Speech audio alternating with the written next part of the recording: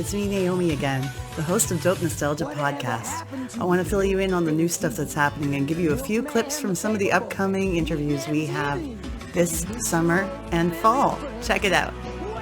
We're sitting in this hotel room, my guitar, and he said, "We need a hit song. You ain't got one yet." And that was a shock. I was just punching my guts and going, "What do you mean I ain't got?" "No, man, you ain't got a hit song yet. So, do you got anything new?" I said, "Yeah, I wrote this song called Human Fortress.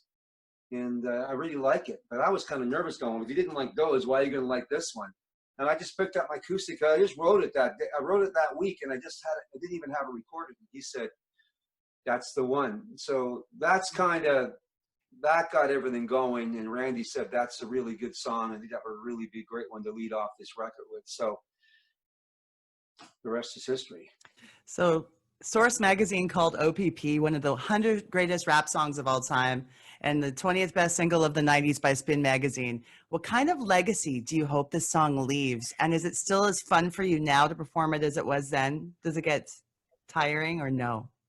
No, it definitely doesn't get tiring. You know, OPP is our baby. It's the gift that keeps on giving. Yeah. And unlike, you know, a lot of artists and horror stories you hear in the industry, they kind of resent their classic work because, for one, they never got paid properly for it. So we were blessed to have Queen Latifah, great lawyers. We were rightfully compensated. So every time we celebrate that song, every time it's sampled or used in a movie, we're properly compensated. So we're proud of this song. It's our baby.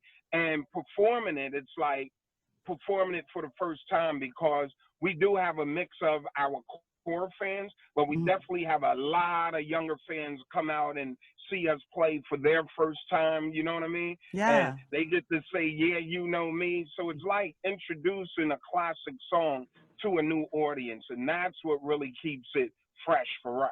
Oh, it's got to be great seeing the kids doing it and just going and giving her, like, I can only imagine. Turned, you know, all three of those vertebrae into one vertebrae.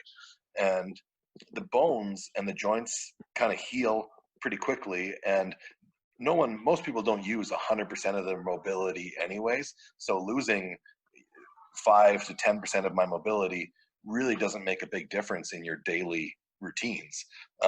But cutting the muscles in half and then cutting them away from the spine was by far the hardest thing, because they sew the muscles back together and then you have to like work those muscles out to get them to kind of like regrow together.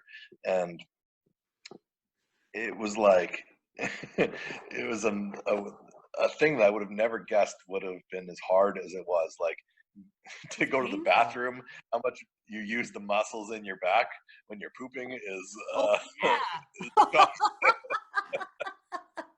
So the pooping muscles are broke. Yeah, they were all broke up and it was really hard to poop for a little while. What can we do as women nowadays, especially in the music business, to lift each other? A lot, you know, it's like sometimes women can be catty towards one another, and it just seems like it just it doesn't make anything better, right? So what can we do? What can we do to lift each other? Well, here's the thing.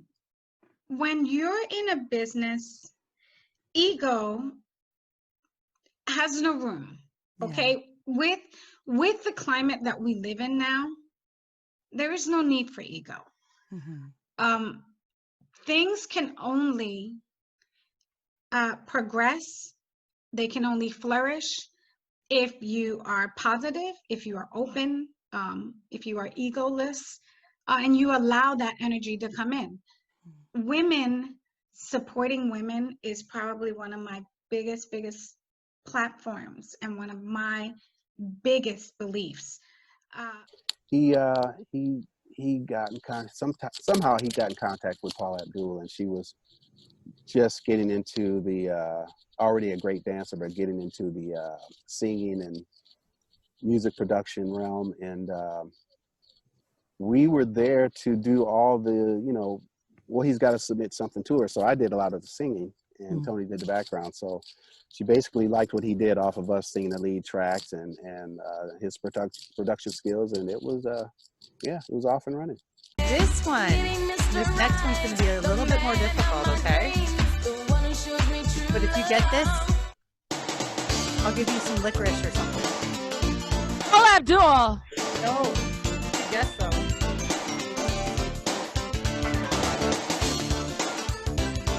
Is that Janet Rosella. Jackson? Oh, sorry, Mike, what did you say? Rosella. Nope.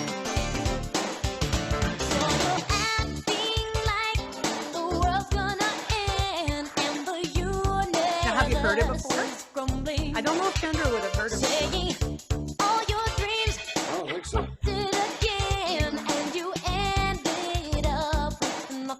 Kendra's only at a disadvantage because she's younger and had less time to hear all the tunes.